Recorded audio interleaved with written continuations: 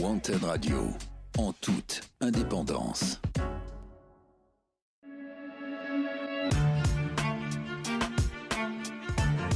Wanted Radio, première sur le hip-hop indépendant.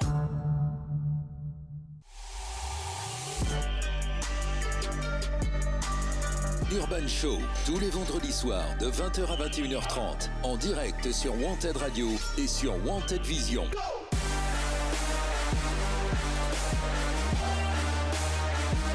Urban Show. Allez, bonsoir à tous, bienvenue sur Wanted Radio ce soir. On est en direct dans Urban Show ce soir et nous recevons pour la... Enfin non, pas pour la première fois, mais pour la première fois en tant que la cour. C'est vrai. Bonsoir. Média la cour, bonsoir les gars, comment ça va? Ça va et toi? Oui, ça va très bien. Pas les David, comment ça va? Eh ben écoute, très bien. Et toi, Scooby? Eh ben nickel. Ça va? Nickel. Je suis content de vous recevoir ce soir. Eh ben, plaisir d'être là. Exactement, merci pour l'invitation. Ça faisait longtemps que vous n'étiez pas venu dans ce studio. Depuis, je crois, l'émission Néluge, je crois, il y a un an et demi, je crois. Il y a un an. Ça va en fait, du coup, ça va à peu près quand même. Ça va. Pour quelqu'un qui a jamais sorti de son de sa vie, ça va. Ça va. Je suis passé quand même plus de fois que certains gens qui ont sorti des sons dans leur carrière. Ça va. Sachant que vous faites partie même quasiment des gens qui sont là depuis quasiment le début de la radio. Je trouve que quand même que depuis ces 9 dernières années, vous êtes quand même venu souvent. Oui. Voilà. Bah oui, il y avait beaucoup de monde, que ce soit avec la grande section à l'époque, mais on avait déjà reparlé la dernière fois. On en a déjà reparlé. Ah ouais, la grande section, vous étiez passé. Plusieurs fois, je pense même. Voilà. C'était l'époque du petit studio, là, c'était pas. Ah oui. Là, on aurait été beaucoup plus à l'aise ici. Voilà. C'était beaucoup plus. C'était à l'arrache, mais c'était cool, c'était des bonnes ambiances en vrai. C'était des bons souvenirs. Ce soir, c'est la première fois depuis longtemps qu'on n'a pas fait d'émission qui va être plus posée que d'habitude. Parce que ce soir, je pense pas que vous veniez pour rapper ce soir, je ne pense pas. Non. Moi, je ne rappe pas. Je ne pratique pas ce. Ce soir, on va parler musique, médias, Exactement. politique. Ouais. C'est cool. Philosophie, pourquoi pas. Et philosophie. Allez, hein. Mais on va parler parce que vous êtes venu ce soir parce que vous avez créé il y a quelques semaines, quelques mois. Oui. Ouais. Ça fait quoi, 2 mois, 3 mois? Tu parles du média? De médias. Ah, ça fait janvier, je dirais qu'on l'a. Janvier. En fait, on l'a réfléchi en septembre, et on l'a amorcé en janvier, ouais. Oui, c'est Ok. ça. Qui s'appelle donc votre média La Cour, mais qui vient, les origines, c'est de votre studio d'enregistrement qui s'appelle La Cour. Exactement. Alors, si je me trompe pas. Non, bah après, c'est ça. Ça vient même d'une idée de former quelque chose qui était à la base un truc qui s'appelait 724. Donc, c'est même déjà une deuxième forme d'un projet. Mais on va parler de tout ça, un peu des origines de votre média, parce que vous êtes sur Twitch. Ouais, exactement. Toutes les semaines. Ouais, même on essaie des fois plusieurs fois. Oui, il y a une date fixe, c'est le dimanche soir 20h. C'est l'idée. Il y a une soirée fixe. C'est l'idée. Vous voyez quelques loupés, mais... Bon. Ça va. Mais il y a le dimanche soir 20h, La Cour sur Twitch. Exactement, c'est l'idée. Et de temps en temps, vous essayez de multiplier les interventions sur Twitch dans la semaine. Quand on peut, quoi. Ouais, voilà, quand on peut. Et après, il y a une volonté de peut-être en faire plus avec le temps, quoi, tu vois. Mais pour l'instant, déjà, une émission, c'est pas mal, ça nous occupe bien notre temps, tu vois. Oui. C'est sûr qu'il faut la préparer. Ça vous demande beaucoup de temps de préparation, je suppose. Parce que vous faites 4 heures de live. Bah, pas tant que ça. Avec quand même vous traitez des sujets à fond, quoi. Vous les épuisez quasiment. Bah nous c'est après là ça vient de pourquoi aussi déjà Twitch, pourquoi et Twitch, ça c'est sûr qu'il y a cet aspect, déjà tu peux faire 4 heures, tu vois, en prenant il y a cet aspect qui est différent de YouTube où c'est dur de faire une vidéo montée de 4 heures, tu vois très bien l'idée, c'est très dur, ça demande énormément de travail. Pour le coup, en Twitch, il y a un côté, faut décomplexer la parole, ça c'est sûr, hein, et toi tu le sais très bien en tant qu'animateur, c'est que t'as pas cet aspect montage, donc quand tu bugs, quand tu dis un truc qui est bizarre, si tu dis un truc qui est bizarre et t'as intérêt à te rattraper rapidement, mais c'est comme ça. Donc ça c'est un aspect intéressant, et ça nous en vrai ce qu'il y a de cool, c'est que en fait c'est parti de l'idée que moi j'aimais vachement Twitch, Dodd aime bien aussi Twitch, tu vois, à la base. Vous étiez déjà consommateur de Twitch avant? Moi j'ai pas pris la vague je sais que j'ai pas pris la vague du Covid comme beaucoup de gens l'ont prise, mais je l'ai prise un peu après finalement. Et notamment avec plein de gens qui font pas l'aspect, qui ont pas l'utilisation de Twitch que tu connais de base, qui est plutôt des aspects jeux vidéo, quoi, tu sais, gaming et commentaires de vie sur le gaming et tout. C'est vrai qu'avant le Covid, c'était que du jeu. Gaming, que du gaming. Ouais, c'est ça. Oui, parce que c'est une vieille Et- plateforme, même Twitch. En vrai, les gens, ils c'est- n'en ont pas c'est- forcément conscience, non, mais c'est c'est- hyper oui. vieux. C'est genre Ah oui. 2010 ou d'un truc comme ça. Oui, c'est vieux. Surtout qu'au départ, ça n'a pas commencé sous le nom de Twitch. Ah, Non, ça a Ok. commencé avec le nom du propriétaire de la chaîne, de la plateforme. ok. Et ensuite, ça s'est démocratisé, ça a changé de nom. Ça s'appelait Twitch. Ouais. Et ensuite, ça a été racheté par Amazon. Voilà. Alors, On est sur les vraies plateformes. Gangst. on va parler de tout ça. Gangst. On va parler du game un peu de Non, mais de- moi, de- j'aime bien de- les chauves après. Voilà. Voilà. Est-ce que c'était une bonne idée que Amazon rachète? Enfin, bon, en tout cas, ils permettent à la plateforme de vivre parce que ce qui coûte cher dans une plateforme, c'est le flux. En fait, ça coûte hyper cher à tenir. YouTube, qui a été créé au début des années 2000, n'a été que financièrement stable à partir de 2015. Ok. Waouh. Ah Ouais, ouais. Voilà. Ah ouais.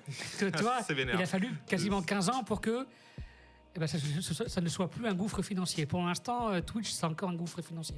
Mais en fait, YouTube, ça a commencé à avoir une meilleure situation quand ça a été racheté par Google, non? Oui, enfin, Google, pendant toutes les années depuis que ça a été racheté, tous les ans, en fait, c'est Google qui foutait de l'argent dedans pour combler le trou. Ouais, d'accord. Mais le jour où Google n'a plus eu besoin de renflouer les caisses, c'était en 2015. Et depuis 2015, c'est Google gagne de l'argent dessus. Mais il a fallu quand même quasiment 15 ans. C'est vénère, hein. Et Twitch n'est pas encore rentable. Pour l'instant, Amazon Oui, investir. pour les caisses tous les ans pour que effectivement la chaîne. Bah après, tu sais, c'est ce truc, la phase de Booba, mais il faut faire de ce game une dictature, quoi. Hein. C'est comme ça que tu fais. Hein. C'est ne pas forcément chercher à être rentable, donc tu t'enlèves une épine du pied dans ta gestion de l'entreprise, parce que forcément, tu peux mettre beaucoup d'argent et perdre beaucoup dans l'investissement, et moins chercher à récupérer des sous sur cet investissement dans un premier temps. Oui, Sur ça, c'est vraiment une idée de base du capitalisme. Hein. C'est vraiment oui, mais ne pas chercher à rendre rentable ton entreprise forcément dans un temps très court, mais plutôt sur un temps long, et c'est ce qui va permettre d'avoir Oui. vraiment le plus gros, quoi. Le plus stable en fait, et c'est justement t'écrases tes ennemis en fait, tu te mets dans une concurrence qui est super efficace. voilà, je suis pas encore assez moi. J'ai pas fait beaucoup. Enfin, je suis pas encore très intelligent dans le sens de l'entreprise. Enfin, des grosses entreprises. Ouais, bah après là Encore c'est ça, du- c'est que du c'est du très mania, très gros. Hein. Là, c'est. Mais c'est comme ça qu'ils font. Enfin, il y a cette idée en tout cas de pas forcément chercher justement à avoir une rentabilité immédiate en fait quand tu lances ton investissement. Oui. Et il y a aussi le fait que le fait aussi de dire dès le départ. Là, je vais parler d'Internet. On a éduqué les gens à ce que l'Internet soit gratuit et qui finalement n'est pas gratuit. Bah, c'est un doux rêve. Hein. Oui. Donc, tu payes avec la pub que tu regardes, Les datas. les datas, voilà. Et aujourd'hui, en plus des datas, pour parler de YouTube, tu as le YouTube Premium. Et tu as maintenant ça partout. Voilà. Ah, le système des pubs aussi. Ils se font beaucoup de fric aussi sur les pubs, tous les trucs. Oui. Ah, vraiment, hein, c'est. Bah, enfin, Ouais. Alors, moi, est-ce que vous. Et après, c'est pour toutes les plateformes pareil. Est-ce que pour. enfin, sur les pubs, tu sais, les pubs qui vendent, je veux dire, aux Ah oui, oui, oui. individuels. Je parlais de ce genre de pubs, pas Ah les oui, pubs. Mais tu sais, le fait de vendre, le fait que tu puisses te promouvoir toi-même, et du coup, tu as plein Oui, de gens aussi. aussi qui Aussi. rentrent dans ces systèmes. Sur la plupart des réseaux, ça a été un des gros moyens de rendre, peut-être pas rentable, mais en tout cas de faire des entrées De faire d'argent. la thune, Ouais, de faire la de thune faire avec de la ça. thune, De faire la thune avec ça. Est-ce que vous écoutez la musique comment vous avez des abonnements Alors, avec les deux oreilles et un tympan qui vibre, et ça fait, tu sais, des petits. Désolé. Non, mais vous avez des abonnements genre type Ouais, parce que Spotify ou. Alors Spotify, moi j'ai arrêté depuis quelques temps. Maintenant, je suis passé sur YouTube Music. Comme ça, c'est trop cool. Il y a plein de sons qu'on n'a pas, du coup, c'est vachement bien, non? Quoi, sur YouTube Musique Alors, Non. Alors, moi j'ai. Paradoxalement, sur YouTube Music, il y a des. En fait, tout ce qui est. Tous les trucs pas morceaux- beaucoup. Pas, en pas fait, connus, morceaux de quoi. niche. C'est ça. Alors, Oui. ce qui est Alors- surprenant, parce que tu te dirais que c'est sur YouTube et que c'est la première plateforme où les gens pourraient mettre leurs trucs en vérité, surtout quand tu vois ce que rémunère En fait, Spotify, quoi. Je pense que ça doit coûter moins cher, ou tu sais, ils doivent pas avoir des accords aussi intéressants avec certains distributeurs, Alors- tu vois, et du coup, ça doit être effectivement qu'ils sont pas dedans, les petits trucs, tu vois, les Ouais. petits deals qu'ont les petits artistes, on les retrouve pas. Par contre, ce qui est vrai qui est paradoxal, c'est que tu retrouves leur freestyle, par contre. Ouais. Oui, C'est alors- super chiant. Non, mais en fait, moi j'ai YouTube Premium aussi là, Bien ce qui m'évite Bien fait. ce qui m'évite aussi les pubs et qui me permet d'écouter aussi la musique. Mhm. Moi, tout ce que j'aime écouter, je les trouve sur YouTube Music, donc bon. Donc ça va, quoi. Ça va. tu vois. Et ce que j'aime aussi, c'est des fois quand je vais écouter des sons sur YouTube, je vais les retrouver sur YouTube Music. Oui, complètement. Alors moi, ça a Ouais. fait partie du... Tu sais, quand ils ont lancé la plateforme, Ouais. ils t'avaient un mois gratuit. Oui. Donc, je me suis dit, je vais pouvoir tester et tout. Et quand je me suis rendu compte que toutes les vidéos que je mettais en j'aime, je les retrouvais dans YouTube Music et que je pouvais du coup consommer certains trucs sans en pouvant verrouiller mon téléphone, je me suis dit, c'est incroyable. Ouais. Alors après, moi, c'est vrai que pourquoi j'ai gardé YouTube Premium, ça doit faire 5 ans que je suis YouTube Premium, c'est parce qu'en fait, j'y trouve mon compte dedans. Et j'ai pas toutes les autres plateformes, Spotify, Deezer, etc. Donc, parce que j'ai trouvé mon compte entre YouTube et YouTube Music, j'ai trouvé mon compte. Donc, en fait, là où c'est intéressant d'avoir ce type d'abonnement, c'est quand tu y trouves ton compte. Oui, clairement. Toi, si tu ne trouves pas ton compte et que tu payes un abonnement pour rien, c'est là où c'est pas rentable. Tu vois ce que je veux dire? Oui, là c'est tous les abonnés Netflix en PLS.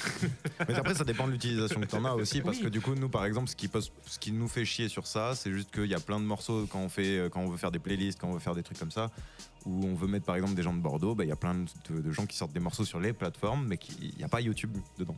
Il n'y a pas YouTube Music, tu vois. Musique, oui. Mais est-ce que c'est pas ils sont sur Spotify surtout. Ils sont surtout sur Spotify. Est-ce que c'est pas justement les plateformes?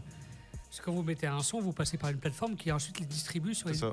C'est ce que je te disais. Est-ce que c'est pas ces plateformes-là probablement que c'est des accords. Ils signent des accords. Les plateformes signent des accords avec ces distributeurs là dont tu parles, qui sont DistroKid, iMusician et tous ces trucs-là. Globalement, ils ont effectivement des accords avec Apple Music, avec Spotify, Deezer et tous ces trucs-là. Et en fonction des accords, c'est un moyen de mettre pression, de dire là, je vais faire en sorte que nos petits contrats, par exemple, tout ça sorte sur toutes les plateformes sauf YouTube Music. C'est une des manières aussi, peut-être, je ne dis pas que c'est ça forcément, mais ça peut être une manière de foutre un petit coup de pression à YouTube en mode tu vas d'accepter nos conditions pour l'accord.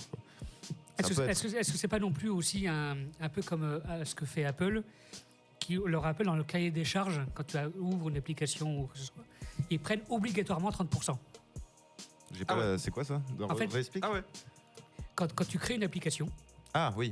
Ou quand tu vends une application via la plateforme d'Apple. Oui, tu prends 30% pour... Apple, peu importe, ils prennent 30% minimum. Ah ouais. Waouh.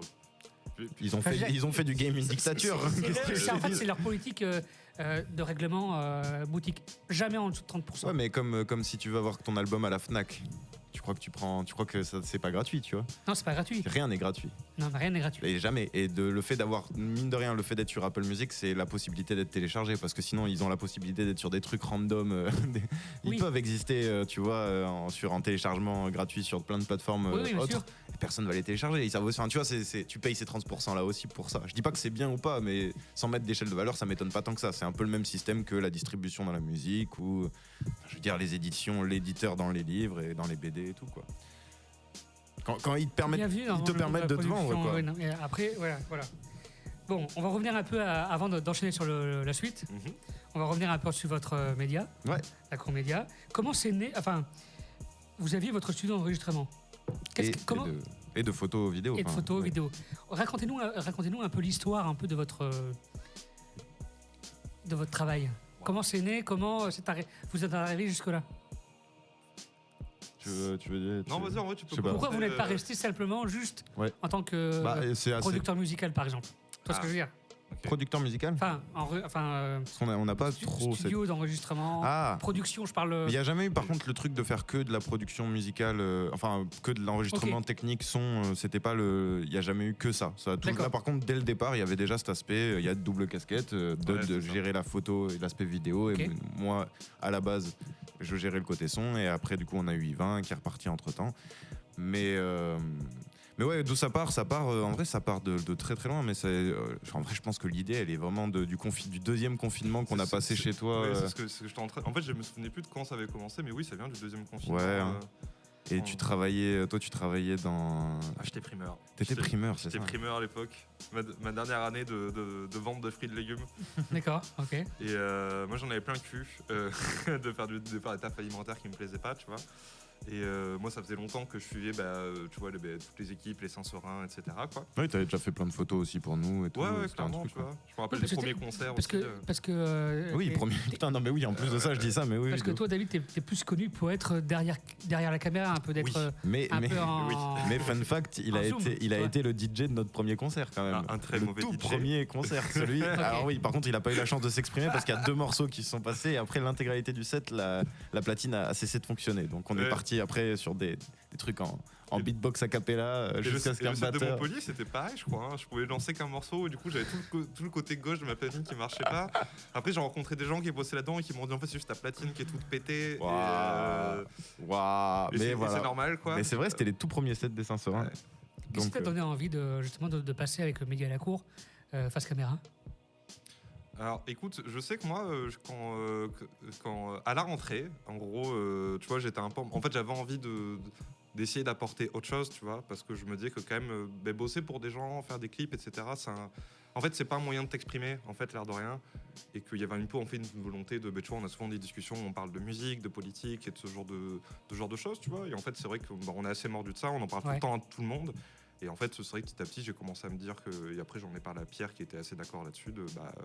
Ouais, en fait, tu vois, on a une envie de parler de ce genre de truc. Et en fait, pourquoi pas le faire sous la forme d'un média, quoi. Ok. Et voir, en fait, après, ce qu'en pensent les gens. Est-ce que le truc prend? Est-ce que ça nous amuse aussi de le faire, tu vois? Est-ce qu'il y a un réel intérêt à le faire?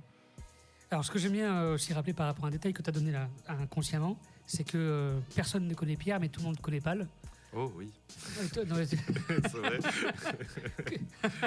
Appelons les gens par leur nom, le micro. Toi, Pal, on sait que... on a pu savoir en off depuis plusieurs années où tu aimes bien prendre des positions politiques. Oui, clairement. Toi, c'est réac. Réac. Non, ah oui, c'est non, pas réac, non. Non. Je dirais plutôt l'inverse. Oui. Non, mais... Plutôt progressiste. T'es souvent... tu aimes en tout cas parler de ces sujets-là, politique, musique, industrie. Bon, ça c'est un peu différent, je dirais, mais ça pour l'industrie et tout, c'est plus quand t'es dans un... tu vois, on est des artistes, à la base c'était des artistes, t'essaies juste de comprendre l'industrie dans laquelle tu prétends évoluer, tu vois, t'as forcément besoin d'avoir une vision un peu globale de ce qui se passe dedans, et un peu réel, pas avec juste des rêves et des idées reçues qu'on te balance qu'un pélo... qui connaît un mec, t'a raconté, machin. Si tu fais ça, tu vas où en fait? Enfin, il y a très peu de chances que tu y ailles au bout parce que globalement, il y a des règles précises, tu vois. Ouais, faut mieux en être conscient. Genre, vraiment. Donc, pour finir, parce que je vous ai coupé dans votre élan, de comment est venue la création de votre chaîne Twitch. Ok. Parce qu'à la base, c'était c'était de la production, c'était de la technique, ouais, c'était de la technique. Mais je pense que ça, c'est ce qu'il t'a dit un peu à l'instant, l'idée il y avait une envie de proposer. Ça faisait un petit moment, même tu parlais de documentaire, toi, je me souviens l'année dernière, c'était beaucoup tourné. L'idée de faire autre chose que juste de faire. En fait, on a toujours aussi, comment dire, on est toujours très créatif. En fait, vu que même le truc de faire de la technique, que ça soit son ou de la technique vidéo, ça nous est venu quand même grandement du fait de s'amuser à faire des trucs en système D à l'arrache et de trouver ça très drôle et de trouver qu'on pouvait avoir des rendus intéressants avec ça. Je pense en tout cas. On s'est dit, tu vois, c'est cool, on va pouvoir peut-être gagner notre vie en mettant assez au service d'autres personnes ce savoir-faire. Mais tu vois, il y a un truc où ça fait pas que tu fais pas des trucs créatifs pour toi pour autant, tu vois. Donc il y avait, je pense, cette volonté de faire des trucs où on pouvait regagner cet aspect de créativité. Et ça passait peut-être par des docus dans l'idée l'année dernière. Et là, il y a eu ce truc de se dire pourquoi pas Twitch, effectivement. Mais globalement, c'était Twitch, ça pouvait être TikTok. Enfin, je veux dire, Twitch, ça a été en grande partie parce que moi, j'étais en mode, c'est simple à faire aussi. Une fois que tu l'as lancé, tu l'as lancé. Une fois qu'il est fini, il est fini. Et il n'y a pas cet aspect montage, tu vois, cet aspect...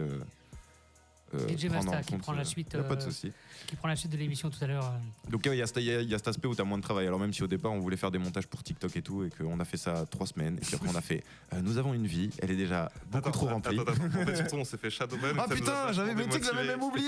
J'avais oublié qu'on s'était fait Shadowban. On s'est fait Shadowban. Putain, en mettant des extraits de Freeze Corleone, est-ce que c'était pas une mauvaise idée? Je ne pense pas. Non mais ça vous a permis de tester les différentes plateformes et de trouver peut-être la bonne. En tout cas, on s'est dit que sur Twitch, on n'était pas emmerdé et qu'on pouvait globalement dire un peu tout ce qu'on voulait quand même. Et puis il y a cet aspect live.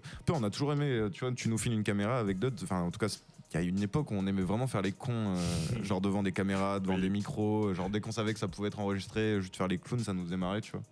Mais là, il y a aussi cette volonté de parler. Et après, plus globalement, là, plus on affine le truc, et plus moi, j'avoue qu'il y a aussi tout cet aspect. Il y a plusieurs idées qu'on a pour la chaîne. Alors pour l'instant, on sait qu'on est à toute petite échelle. C'est du macro, tu vois, mais on l'assume, tu vois, il n'y a pas de galère. Par contre, ce qu'on aimerait bien faire, c'est, si on peut toucher des gens, en tout cas, c'est cette idée aussi de... Et là, on va peut-être en parler tout à l'heure, mais il y a tout un aspect... nous, effectivement, on est politisé. Enfin, en tout cas, on se revendique politisé clairement à gauche, tu vois. Il n'y a pas de galère à le dire. Et je trouve que il y a plein de gens qui, tu vois, méprisent l'idée même de se politiser, justement, de réfléchir. Je dis pas de prendre parti, je dis juste déjà de se poser des questions, de s'autoriser à penser ce truc-là. Et on trouve ça assez dommage. Et nous, on aime bien tu vois, trouver aussi que peut-être donner juste, tu vois, 2 personnes qui se gênent pas de parler là-dessus, ça peut peut-être donner l'envie à d'autres personnes d'en parler. Et puis pourquoi pas en parler avec nous. Nous, c'est vraiment ça l'idée, quoi. Puis l'avantage de Twitch, moi je trouve, c'est que les gens peuvent vous suivre longtemps parce qu'ils aiment la façon dont vous communiquez vos idées. C'est vrai. Ils peuvent juste venir de passage ou ne pas venir du tout. Ah, mais la majorité des gens qui passent, c'est littéralement des gens qui passent. Oui. Ouais. Ok. Et qui mettent pas forcément de commentaires, juste ils passent comme ça, il reste quelques minutes. Moi qui suis souvent les chaînes Twitch, je fais partie de ceux qui réagissent quasiment jamais, à part sur votre chaîne. Ouais, moi je fais pareil. Mais c'est souvent ceux qui ne commentent pas sur le chat qui sont peut-être les plus fidèles, peut-être.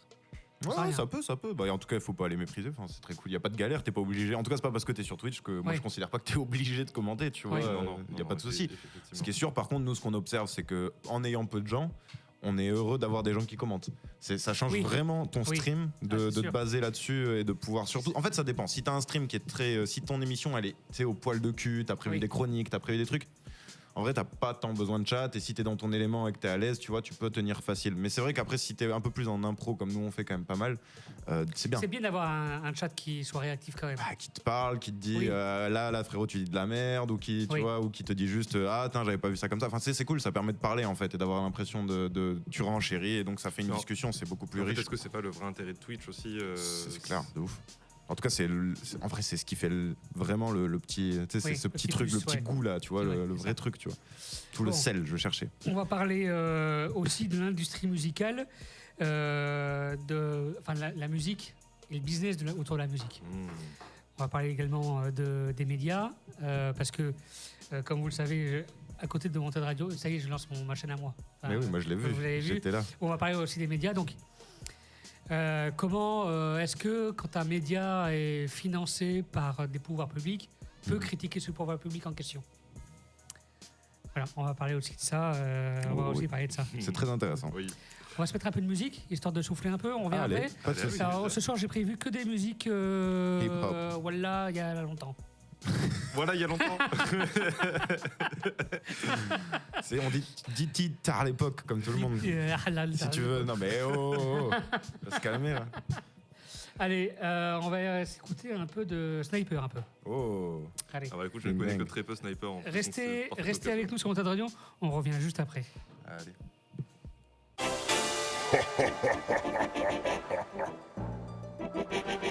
Paname All Star. Vous allez nous montrer de quoi vous êtes capable. C'est quoi ton blaze? Haroun. Tu représentes quoi? Paris baisse bas, tu connais le boulevard. Vas-y. À la goutte d'or, on s'en bat les couilles que tu sois fort comme Hulk. Ça change rien, tes coups de pression, tu peux te les foutre dans le huc. C'est pas tes péripéties qui vont nous épater, car aujourd'hui à l'heure qu'il est, tout le monde il est tardé. À mon avis tu ferais bien de retravailler ton intro, car ce que tu racontes c'est tellement dit que je pourrais te baquer en afro. Je sais pas ce que tu fous mec, ni même où t'habites, mais juste que chez nous c'est le souk et c'est ce qui fait que ma plume s'agite. Funky, ça sonne comme funky mais c'est plus violent. Ça peut chanter la haine, tout comme faire chialer les violons. Comme quoi ça peut aller loin, une petite bande d'insolents, en se mettant dans la tête qu'elle peut croquer comme un lindelon. On est entrepreneur et comme c'est mort, on passe nos nerfs sur fond sonore. Et tout à notre honneur, les gens kiffent nos morts. Pourtant on n'est pas star, on mène une vie de sonar à la haut dirty bastard. C'est quoi ton place? Mano Kid Meusa. Vous représentez quoi? Ok. Donc on représente le 7-7, le plus grand département, donc fais gaffe à 7 mec, tout comme au billard, n'oublie pas ta queue. J'ai du cosmos comme au manège dans les cuisines de Shell 2. Le ciment, le béton, peut-être qu'on a l'amour du bloc. Une spéciale à Melun à Meaux, au Détroit et plus fort qu'on fasse, qu'il faut qu'on fasse. Nos bites à nos billes, 7-7 c'est le four à pain pour les crétins qui concrétisent. On a notre propre salut, on a nos propres manies. Du mai à Savigny en passant par Shell, Noisiel et Torcy, c'est le topo de la nouvelle génération, nos futurs. Des fois en rupture de camisole, gare à vos figures. Garde ta main, je lasse si tu veux blesser. Ce qui te rend insensible, c'est ce peine insatiable. À quoi bon céder comme chaque mec de chape? Je veux téter la vache sans l'avoir offert à un quelconque sacrilège forcé.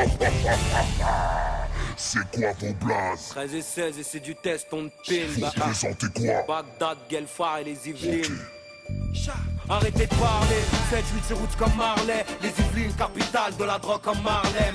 La rime c'est ma pute, faut que tu viennes dans mon harem. On est les Yvelines stars, les lions sont lâchés dans l'arène. Fais le tour, les mains sur le capot, ici c'est stand de tir. Dans l'ouest profonde, ici c'est du ça, viens investir. On a le vrai style, la cause, braqueur de poste. Ne dis pas mon blaze, on est sur écoute, va j'y raccroche. Moi quand je rappe, tu voudrais que je vienne de ta ville, des PD squad qu'elle Faridi. Ça c'est chaud les Yvelines quand ça parle 7-8. Mais fais pas genre, tu sais qui c'est, mais qu'est-ce que tu fais? C'est le territoire des hyènes, chez moi viens plus pisser. Si t'insultes l'escadrille, vite, appelle ton marabout car je t'explique. En quelques secondes tu peux devenir une statistique. Nous sommes Agnès B, la guerre à des codes barres pour barreaux. Tous des RS4 avec des frettes de barche en carreau. C'est quoi vos places? C'est Nick et James. Vous représentez quoi? 91 et sonne mec. Allez-y. Tu parlais mal de mon 9-1 mais n'y viens pas, tu seras pas en lieu sûr. Depuis qu'on prend le dessus, t'as plus qu'à te branler sur ma banlieue sud. Toi tu penses que c'est désert, que chez nous y'a que des champs. Sans être méchant, protège tes jambes qu'on t'apprenne à tes champs. Je défends mon bloc même si la bac soulève les baccarat. La rage de mes kairas, c'est du carré, 91 carats. Nous c'est les mecs qui font du rap et des bêtises. Entre la tessie et la tise, entre le bise et les cuisses des C'est Nick et ladies. James, on parle 91 comme tu parles de chez toi. Mais quand tu veux des gros sous, bah tu repars de chez moi. Donc si tu parles mal de les sommes mec, je pense pas qu'on s'entende. Tu voulais mettre à l'amende mais le 9-1 était pas consentant. Tu parles mal des Ulines, des Vrines, de riz orangistes. Mais t'aimes bien que ta meuf vienne jusqu'au parloir de Fleury Mérogis. Tu nous oublies parce que t'as pas goûté la banlieue sud. Je te répète avant que t'oublies dans les sommes des banlieues sûres mec. C'est quoi vos places? Salif, Zoxy mec. Vous représentez quoi? 9-2. Kickez ça. Négro je recharge, je tire une fois et le public saigne. C'est haute scène, sortez les fusils, les fumigènes. Le rap est devenu zen, puis qu'on y traîne. Enculage du système, nous on dit haine quand tu dis bang bang. Écarte bien le cruise, écarte bien le trou, écarte bien le trou. C'est Pont 7, 92, on fout le sou. On coupe nous, ton groupe doute, on trouve tout. Tu veux un scoop, donne-nous un mic, un hook, on shoot tout. 92 en rouge, que les faux rappeurs se rendent. Vu qu'il y aura pas 15 rounds pour se rendre. King de Boubou, ouais on se tape tous pour se rendre. Parce que chez nous y a pas à dire, on est un peu tous range. Plus de boule, y'a eu t'sais, beaucoup de gangs. Gros grand, écoute, prends, écoute mon son, c'est pas de la soupe, ça chaud. Pourtant c'est cool vu qu'on est arrivé en paix. Pas de chou, t'as de couilles mais t'inquiète, à l'arrivée on baisse. C'est quoi votre place? Tandem, Bibi. Vous représentez quoi? 93. Allez-y. C'est quand on a trop la dalle qu'on peut manger la gamelle. Y'a qu'avec une paire de couilles qu'on peut crailler du caviar. Gros, j'ai le cafard. Un frère au bagne, un autre en couille. Et moi dans je ne sais quoi, putain de squad. 93 hardcore, cerné par les forces de l'or. Rares sont les voyous, sans la grosse barbe et les putains de cernes. Bien, on revient à un truc qui c'est généralement pas jamais en radio, c'est de couper le son d'un artiste, mais bon, ce soir... Tu t'en fais un tapis, non? C'est pas ça le langage? Oui, c'est un bed même. Ah, ok, alright. Ok. Ouais, voilà, ok. Désolé. Ouais, bon. Yo. Bien, alors, on parle de musique. On a commencé déjà un peu fort, pas encore. Enfin, pour Wanted Radio aussi, c'est fort. Déjà commencer à parler politique. Les dissidents. Oui, voilà. Mais tu vois que c'est pour ça que c'est important ce qu'on fait. C'est aussi l'intérêt de votre média, c'est de parler de quelque chose qu'on ne parle pas dans les médias traditionnels. Avec beaucoup de dissidence. Mais non, mais en fait le truc c'est que de toute façon ça part de ce constat aussi complètement basique qui est de dire mais gros tu as le droit de pas t'intéresser à la vie politique, tu as le droit mais ne pas t'intéresser à des choses qui font la vie dans laquelle tu vis, avec les gens avec lesquels tu vis, comment on s'organise. C'est ça la politique, c'est juste les idées qui définissent ça. Oui, mais alors du coup moi j'ai une question, est-ce qu'on est obligé de politiser une musique? Mais ça veut rien dire. En fait politiser une chose, ça veut dire parler de la musique dans un cadre. Ça veut juste dire ça. Et tu parles forcément d'une musique dans un cadre. Tu parles pas d'une musique dans l'absolu, tu vois. Tu parles forcément dans une époque, dans un contexte artistique, dans un contexte politique, culturel, et tout ça, ça se lie. Donc tu peux pas. En fait, pour moi, ce que je trouve bizarre, c'est cette idée plutôt, et c'est peut-être ça qui est saugrenu, je trouve. C'est plus l'idée de dire il faut décorréler. Tu vois, genre par exemple une œuvre d'art de son contexte géopolitique, tu vois, alors que pas forcément en fait. Enfin, ça a même un intérêt de savoir où a vécu une œuvre et où est-ce qu'elle a été créée. Souvent, une œuvre, les grandes œuvres qui ont été créées, qui restent aujourd'hui dans la société, ont été créées dans un contexte politique, souvent. Toujours. Ça n'existe pas des périodes où il n'y a pas de contexte politique. Mais par contre, ce qui est intéressant de se dire, si tu parles des sons qui sont restés à travers le temps, c'est que ça, par exemple, si tu te poses une question qui est politique sur ces sons-là, un truc qui est intéressant de se dire, c'est pourquoi ces musiques-là sont restées à travers le temps. Ça, c'est une question qui est intéressante, de pourquoi cette musique. Oui. Qu'est-ce qui fait que, sachant que toute l'industrie de la musique est une structure qui est quand même assez capitaliste, qui régit des intérêts plutôt de gens puissants. Je veux dire, Universal, c'est Bolloré. Tu vois, il n'y a aucun gros groupe qui n'appartient pas à des grands groupes financiers ou quoi que ce soit. Donc l'intérêt de faire survivre certains sons, quoi. Alors bien sûr, il y a le passage à la postérité pour des très grands artistes, mais ça c'est une question où si tu rentres en philosophie, tu peux aussi te poser une question qui est simple, c'est on se souvient tous de Michael Jackson, ça c'est sûr, mais qu'est-ce qui te dit dans le million de personnes qu'il y a sur Terre qu'à la même époque que Michael Jackson excellait, il n'y avait pas d'autres gens qui étaient tout aussi capables techniquement, voire bien meilleurs. C'est juste qu'ils n'avaient pas ils n'étaient pas au même endroit, ils n'avaient pas eu ce truc d'être au bon moment, au bon endroit. Ça c'est un truc qui est assez réel quand même, c'est beaucoup de chance le monde. Oui, mais par rapport à avant, est-ce qu'on consommerait pas plus la musique qu'avant? Avant on écoutait de la musique, aujourd'hui on la consomme. Oui, sur ça, oui, je capte. Non, mais c'était plus pour parler du rapport à la politique. Et les rapports par la politique, oui. Oui. Non, mais après, c'était plus pour dire que c'est important d'avoir un contexte et que tout contexte fait que tu parles de politique forcément. Bon, en soi, c'est pas un gros mot, c'est pas quelque chose qu'il faut en soi se sentir rejeté. Faut aussi pas se sentir en mode je suis pas légitime pour en parler, parce qu'en fait, t'en parles avec tes mots, t'en parles comme toi tu le ressens et c'est pas une galère en fait, tu vois. Oui, et puis en ça plus, sert à rien. Je pense qu'il y a aussi un truc de. Tu t'intéresses pas à la politique, par contre elle s'intéresse à toi dans tous les cas, et donc c'est pour ça que c'est important aussi d'essayer au moins de, tu vois, ne serait-ce que pour toi d'avoir la compréhension de qu'est-ce que c'est un peu les enjeux et qu'est-ce qui se passe, parce qu'en fait toi t'y échappes pas en fait, c'est genre tu vois t'as beau pas t'intéresser au truc, en fait de toute façon le truc est là, il est présent. Oui, voilà ça. Et c'est ça, hein, et c'est une quête de la liberté, non? Enfin, tu vois, après, c'est des questions de c'est quoi ta foi, qu'est-ce que tu veux dans ta vie, qu'est-ce que tu cherches à faire dans ta vie, tu vois, ça, c'est des questions, je pense, qu'on est amené à se poser au cours d'une existence, et que, une des choses, c'est peut-être effectivement d'être un peu plus libre, en tout cas de s'émanciper de tout ce qui t'oppresse ou tout ce qui t'empêche de faire ce que tu fais, notamment gagner de l'argent, par exemple, parce que c'est quand même le principal facteur. Oui, mais justement, dans les métiers qu'on fait, est-ce que justement, être libre, c'est pas justement se couper de sources financières?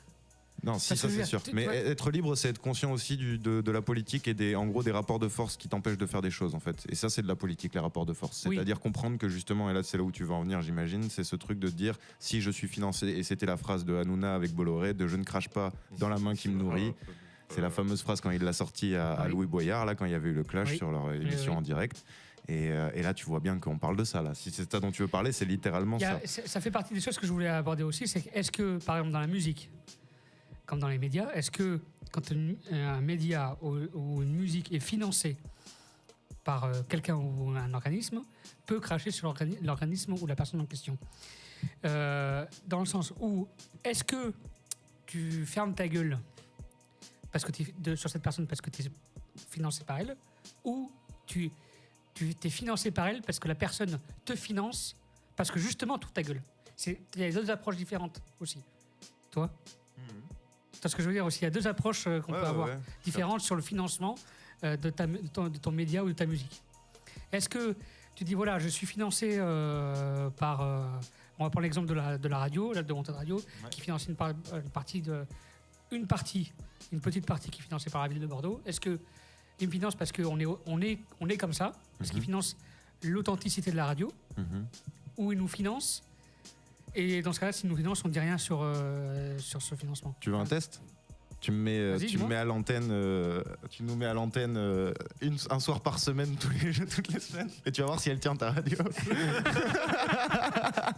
Ça pourrait être intéressant. C'est un test, hein. Ça pourrait être un test intéressant, et on travaille aujourd'hui, en tout cas la radio aussi, à d'avoir des financements autres, mais c'est plus long. Pépita. C'est plus long que ça prend un peu plus de temps. Ça prend un peu plus de temps. Tu vois, moi j'ai quand même une petite théorie je pense que typiquement, si t'es dans un cadre avec dans des gros milieux de production, et qu'en fait tu rapportes beaucoup mais que tu craches sur la main qui te nourrit, en vrai si tu rapportes suffisamment, la vérité c'est qu'on va te laisser faire, tu vois, parce que tu crées de l'audimat, etc. Oui. Après, ça a des limites aussi, c'est qu'on va te laisser faire tant que tu vas pas non plus trop en dire, tant que tu vas pas non plus trop cracher, tu vois. Parce que t'as cet aspect, typiquement, quand Bolloré il a racheté Canal, tu vois, il a viré les guignols, il a viré tout ce qui était un peu fun, tu vois. Il était vraiment dans un rapport. En fait, je pense que ça dépend des gens, c'est ça aussi le truc, c'est que même parmi les gens qui dirigent les grands médias, tu vois, il n'y a pas forcément il y a des schémas qui se répètent, mais t'as pas forcément tout le temps les mêmes cadres, tu vois. Il y a une différence entre Bernard Arnault et Bolloré dans la main de mer, ne serait-ce que même dans la mentale qu'ils ont et leur idée politique. Tu vois. On revient, ça redéfinit un peu la liberté qu'on peut définir. On est libre, tous les médias sont libres dans le cadre qu'on leur donne. Oui, c'est vrai. Tu vois ce que je veux dire? C'est-à-dire que CNews ou Canal, ils sont libres tant qu'ils sont dans le cadre que leur impose.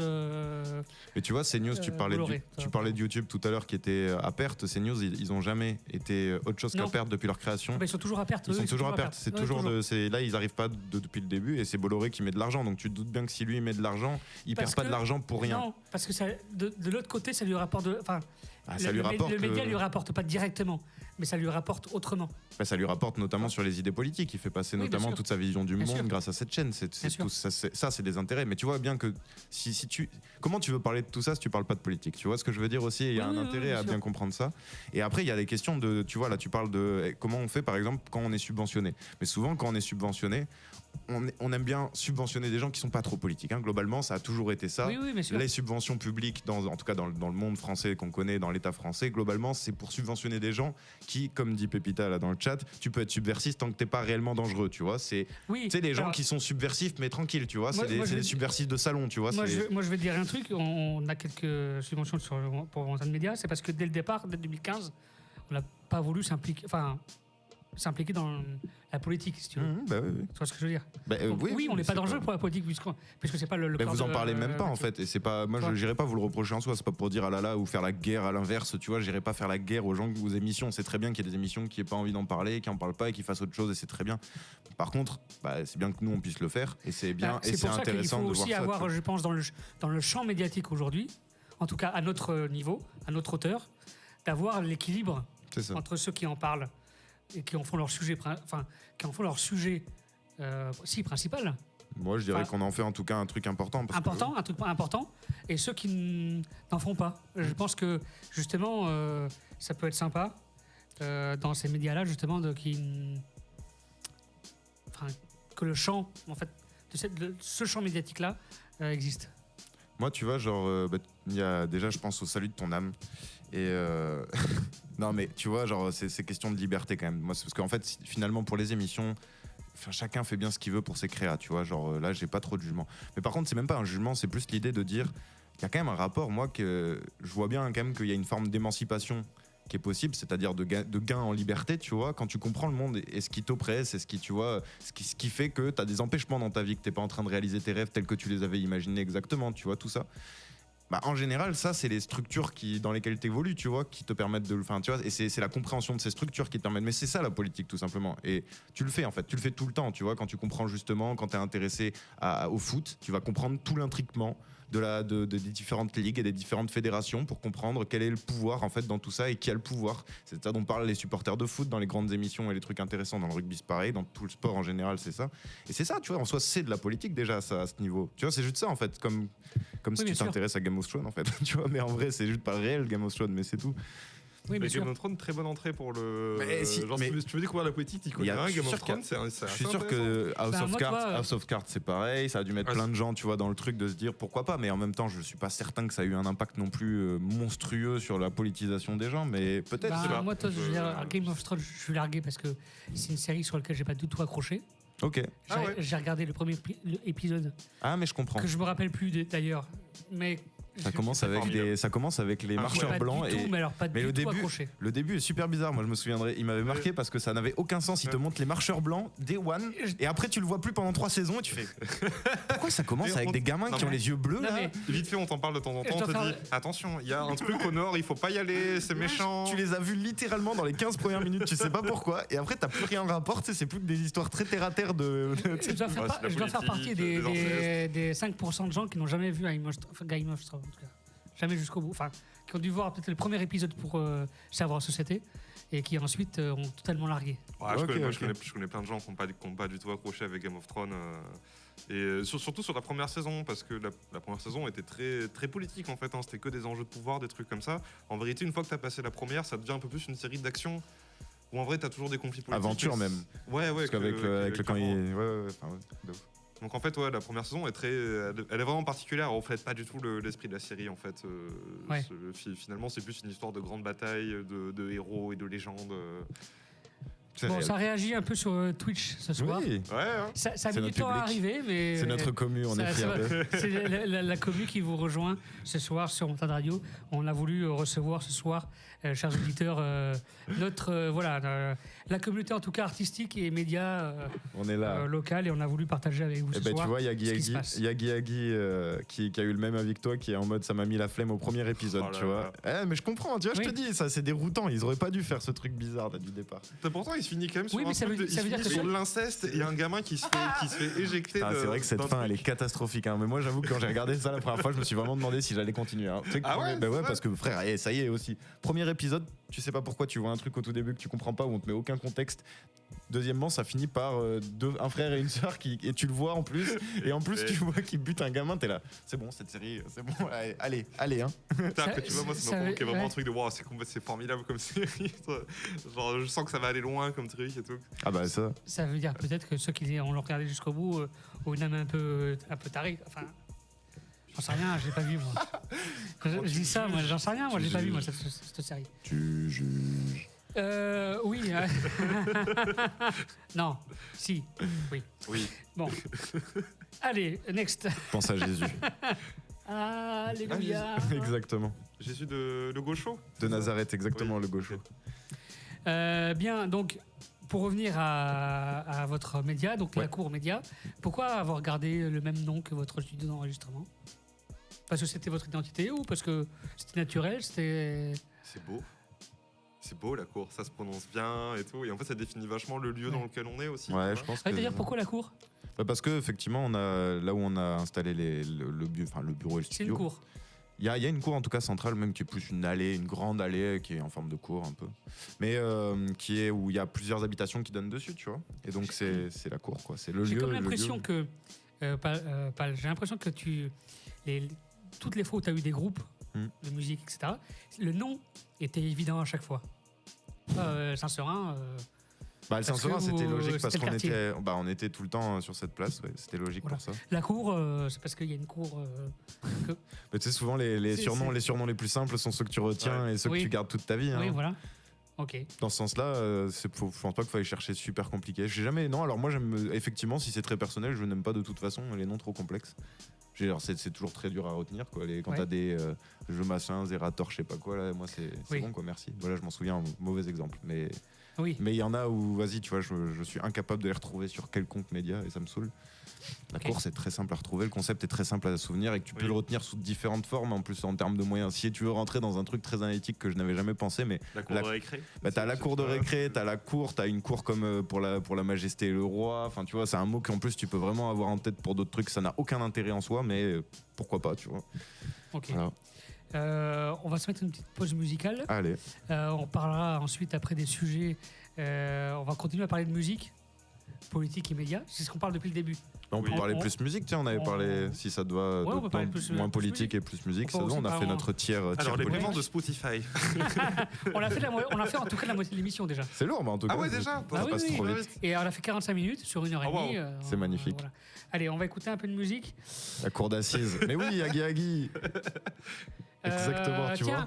On va écouter un titre d'un artiste qui s'est à un moment donné politisé. Doc Gynéco. Ah, Doc Gynéco, oula. C'est politisé. Oui, le mec, il a suivi Sarkozy, mec. À l'époque. C'était un soutien de Sarkozy. Ouais. Ah ouais, merde. Mais en vrai, il y en a eu plusieurs. C'est pour ça que l'autre 45 minutes, il va falloir assurer côté gauche, les gars.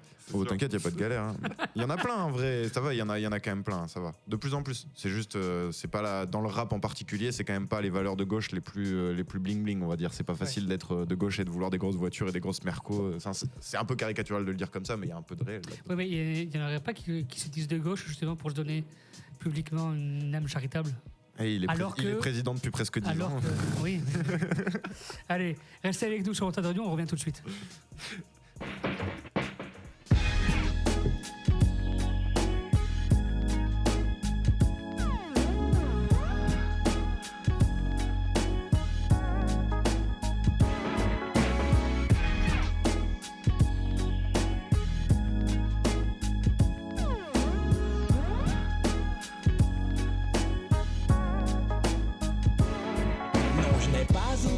Tous ces talons carrés, ces filles aux beaux fessiers qui firent fureur cet été. Je lis ça, est-ce pour me remémorer? Je rêve de barésie, de filles qui ont des habits qui glapent et s'égosillent. Et déjà mes yeux brillent devant une photo de Vanessa que je mate à la mort. J'ai déjà des remords car je pense à des ventres à ventre, à des corps à corps, à du va-et-vient. Encore, oh Vanessa, je pense à toi. J'ai les dessous mouillés. Je dois me réveiller. Toilette plus lavabo, changement de caleçon, recouché aussitôt.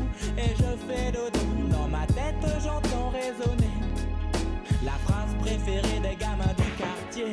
Je veux une tasse payée, je veux une tasse payée. Dis-moi, pourquoi tu fais ça? Pourquoi tu veux pas sortir avec moi, Vanessa? Lenny, c'est fini, il t'a pris la tête. Big nichon, plan cachichon. La boulette, c'est dans la chaussette. Petit conseil à ma starlette, je suis un pro. Le doc gynéco, je déroule les slips d'un coup. Puis il roule sur les cuisses et s'enroule comme un Scooby-Doo. Parlons de Scooby-Doo, ah ouais. Même Daphné me fait craquer. Ce n'est qu'un dessin mais je veux l'animer. Tous les premiers samedis du mois j'ai les deux mains sous les draps et mon petit coussin pour m'essuyer les doigts. Canal pour actif à minuit 7 extra. Sur le petit écran je m'imagine avec Vanessa. Sa bouche fiévreuse, nos étreintes ravageuses. Sa langue brûlante et son corps excité. Sa voix haletante bordée d'obscénité. À son fond de gorge et mon sucre d'orge. À ses mains pleines de réactions en chaîne. Oh, je me réveille en sursaut et je veux une tasse payée. Je veux une tasse payée. Dis-moi, pourquoi tu fais ça? Pourquoi tu veux pas sortir avec moi, Vanessa? Contaminé le soir, je me réveille pour crier. Après avoir rêvé de totale nudité, vaporeuse, humide, suave et chaleureuse, d'expériences sadiques, de plaisir maléfique, de tétons mordillés, de cambrure de volupté, pratique sans complexe du sexe, de jambes entrelacées, respiration coordonnée, d'orgie clandestine, d'abstinence brisée, de chair chaude et douce. Vanessa, dans ta bouche mon pouce. Jouissance primaire, jouissance secondaire, tertiaire, quaternaire. Ah, je veux une rate, une seuf, une meuf, mais je veux une tasse payée. Je veux une tasse payée. Dis-moi, pourquoi tu fais ça? Pourquoi tu veux pas sortir avec moi, Vanessa?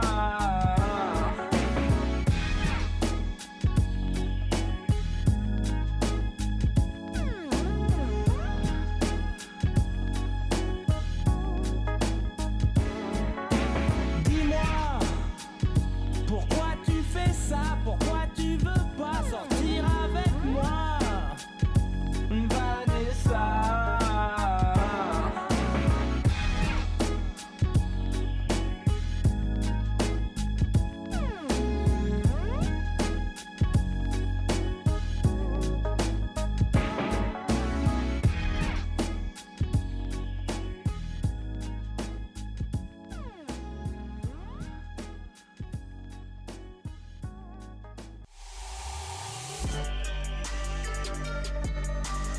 Urban Show, tous les vendredis soirs de 20h à 21h30, en direct sur Wanted Radio et sur Wanted Vision.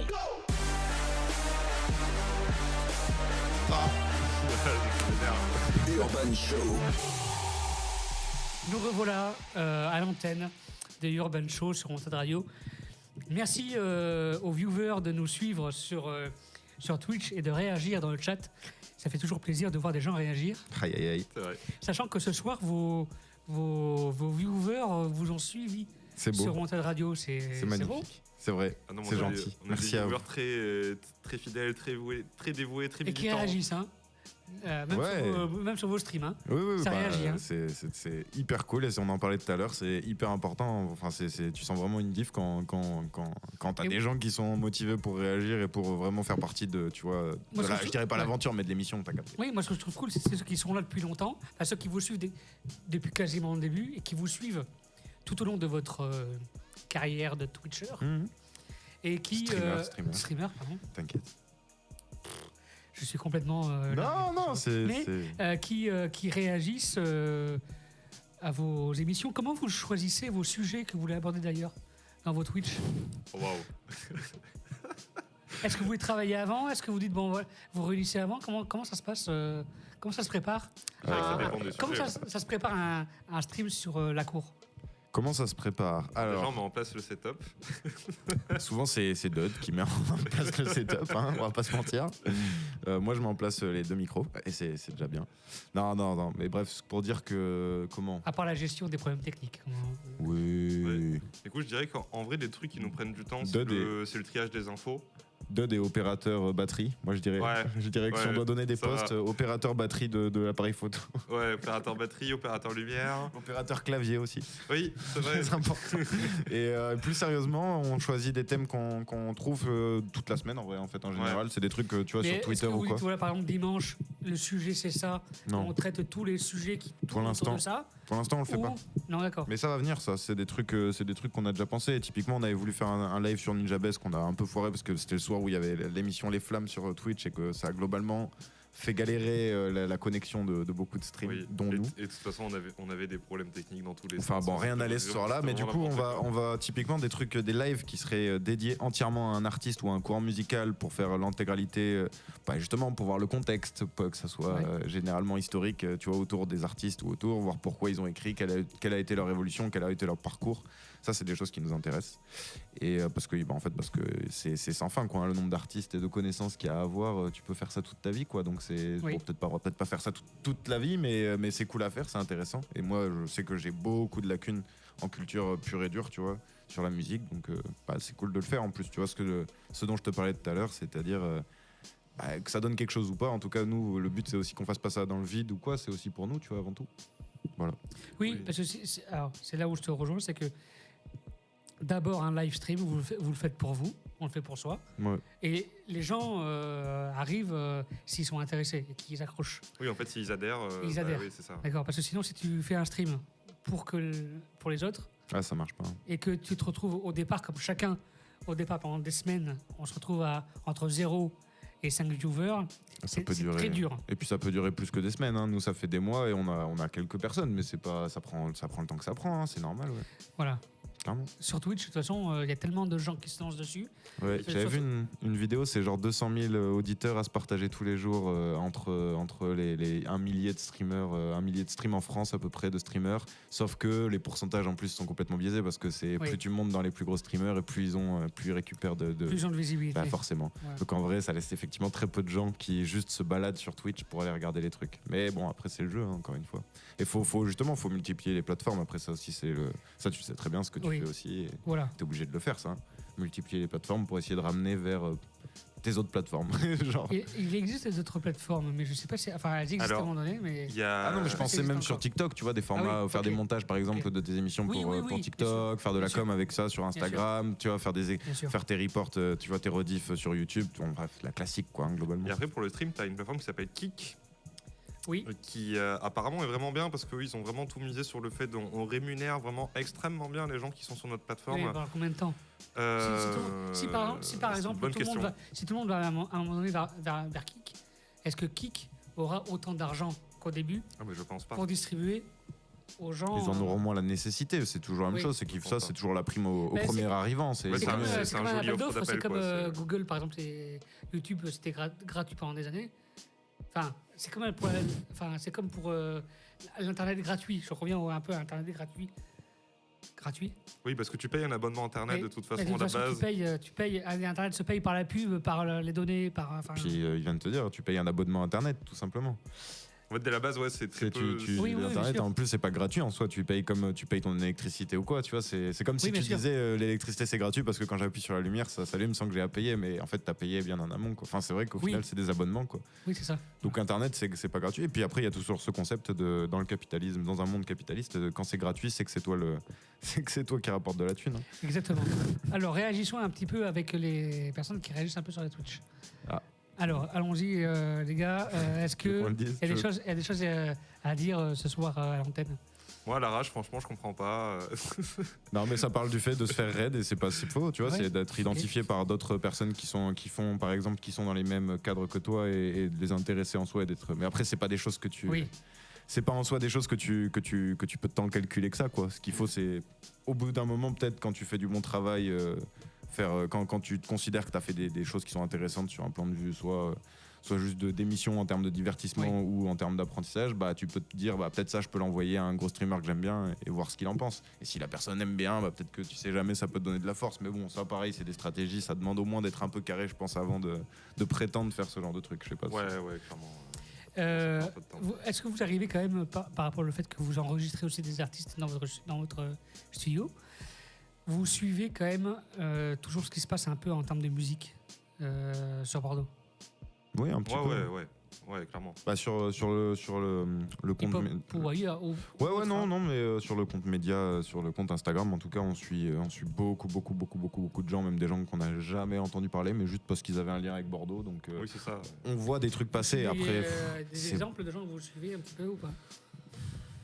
Qu'on suit, après t'as tous les artistes avec lesquels on travaille. Il y a un rappeur en tout cas à Bordeaux qui est là souvent dans ce studio depuis le début de la saison. Ouais. C'est Algérital, je sais pas si vous l'avez déjà. Comment tu dis?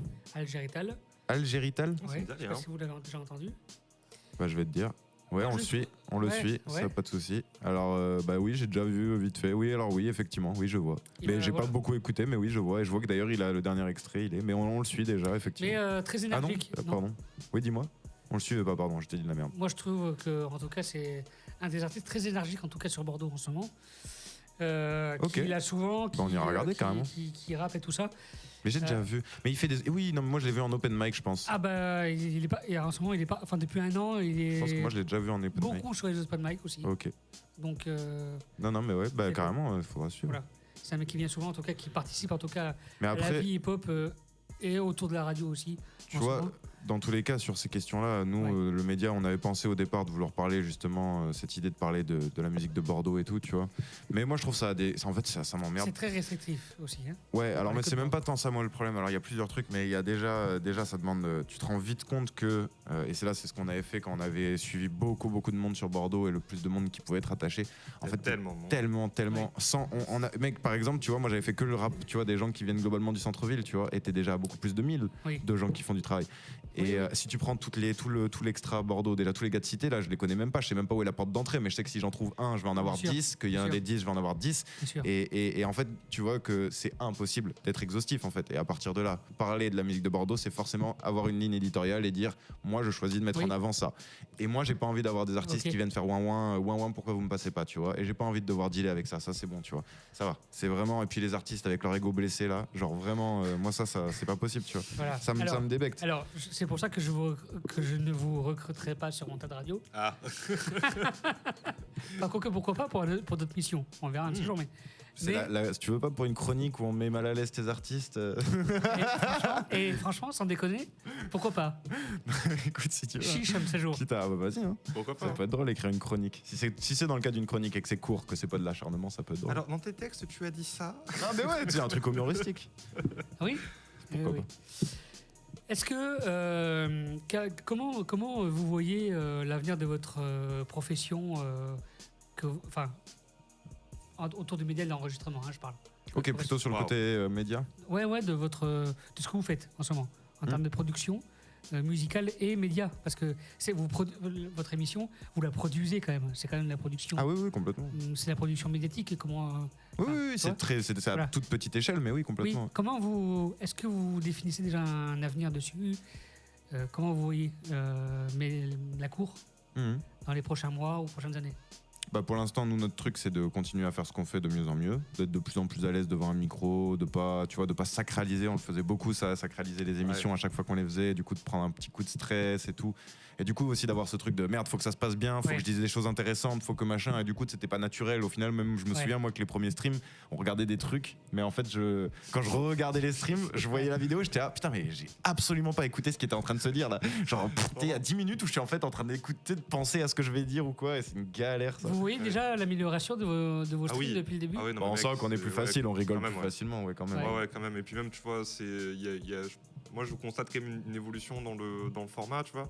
Il y a quand même une volonté d'essayer d'apporter des petites chroniques, des petits trucs, tu vois, de préciser un peu plus les sujets, tu vois. Et en fait, tu sens que ça s'affine. Oui, parce qu'à la base, on voulait faire de la review de clips, c'était ça aussi. Et qu'on a fait les 2 premiers streams qu'on a fait, c'était de la review de clips, mais c'était impitable, on s'emmerdait, c'était horrible. Et en fait, c'est vrai que tu te rends compte que quand tu pars sur ce genre de base et que tu dis ok, je vais parler de clips, je vais parler de sons, de trucs comme ça, en fait, tu te retrouves vraiment à dire tout le temps plus ou moins la même chose.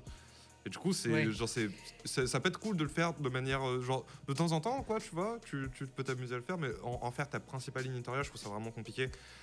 Dans vos streams, à un moment donné, vous regardiez des émissions musicales, d'émissions de télé du coin. Sans les nommer TV7. Oui. Force à Sud-Ouest. Vous continuez Non, mais il y a une raison à ça, on en a parlé. Il y a un truc où...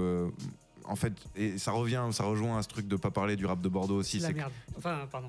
Alors déjà, c'est très mauvais, mais même, tu vois, en plus de ça, c'est pas forcément le cas. Il y avait des morceaux, d'ailleurs, le dernier qu'on a regardé, il aimait plutôt pas si mal le morceau, sans dire que c'était une masterclass, hein, mais t'as capté. Et après, le truc, c'est qu'au bout d'un moment, c'est un peu quel est l'intérêt pour nous de faire une émission où on fait regardez, ils sont nuls, tu vois. En fait, c'est aussi ça que j'avais pas trop envie de faire, parce que souvent, c'est des gens, tu vois, faire de la musique pour en avoir fait, pour être entouré de gens qui en font. Je vois à quel point les gens ils mettent leur âme dans ce qu'ils font. Quand bien même c'est nul, quand bien même il y a pas ce qu'il faut derrière en bagage technique, en bagage émotionnel pour le faire, ils mettent leur âme entière. Et donc arriver et toi faire juste un peu facilement, parce que finalement c'est tout ce qu'on peut faire sur ce genre sur ce format-là en plus, hein, où tu vois il y a pas une interview, il y a pas des idées derrière qu'on peut critiquer efficacement. Du coup là on arrive et on dit c'est nul, regarde c'est nul, ils ont pas d'idées et tout. Et je trouve que ça c'est trop facile, tu vois. Moi je préfère là du coup on était plus sur l'idée de si on doit le faire c'est plutôt avec des gens dont on partage pas les idées, qu'on trouve vraiment problématiques. Et donc là, plus facile de se moquer d'eux légitimement, tu vois. Mais moi, j'avais pas envie de continuer à me moquer de gens, tu vois. Est-ce que ça vous est arrivé déjà de regarder l'émission Culture Box, par exemple, sur France 4 ? Pas du tout. Pas du tout non plus. Peut-être qu'il y a des choses qui pourraient être intéressantes. Je ne me suis pas plus penché. Hein, ok, faudra qu'on regarde carrément. Mais à voir, peut-être que ça peut être une chaîne. Et c'est quoi le concept ? En fait, sur France 4, je crois que c'est tous les soirs, France 4 devient Culture Box. En fait, c'est des concerts, c'est tout ce qui tourne autour de l'art, la musique surtout, l'art, la musique, un peu de théâtre, tout ça. C'est France Télévisions, alors c'est très émission publique, de service public, toi. Mais c'est quand même le soir, donc ils se permettent un peu plus. Ouais. Donc il y a une autre liberté que la journée. Clairement. Voilà. Donc à voir, à voir ce que... Culture Box, c'est retenu. Ce qu'il y a à voir là-dessus. Je ne sais pas si... non, il y a des replays qui sont disponibles sur Internet, mais il faut voir... on regardera de toute façon. Faut voir. Hein. J'ai mon truc France Télé, j'ai mon compte France TV pour regarder le rugby. Ah oui, la télévision, quand même, en France, est très axée... vieux quand même, enfin oui. Papa, papy. C'est tout à fait. Tu vois l'âge moyen des gens qui consomment encore la télé, c'est la stat est folle, c'est que la télé, l'âge moyen des gens qui regardent la télé vieillit à chaque année d'un an. C'est chaque année, les gens vieillissent en même temps que le temps avance de la télé et que du coup il n'y a pas de jeunes qui prennent le truc. Alors il y en a quelques-uns, mais en moyenne c'est super drôle. Et puis en fait c'est venu ça a été remplacé par YouTube concrètement. C'est fait maintenant les gens sur les plus gros et Twitch, ça, effectivement c'est aussi le cas. Mais c'est vrai que là tu vois les plus gros YouTubeurs, les formats qu'ils font. En fait, c'est de la télé. Alors Squeezie et son Je prends un exemple. Moi le matin je suis une chaîne sur Twitch qui s'appelle NoTech, qui est une chaîne, comme son nom l'indique, parle de tech. Et le patron de cette chaîne, c'est une boîte, hein, ils font la production vidéo, en plus de leur live chaque matin. C'est quoi, c'est Harddisk qui fait ça ? Non, c'est la chaîne qui s'appelle NoTech, c'est l'entreprise principale pareil. Et le patron de cette boîte, en fait, il doit avoir la cinquantaine, toi. Et quand il regarde la télé, il regarde la télé sur YouTube.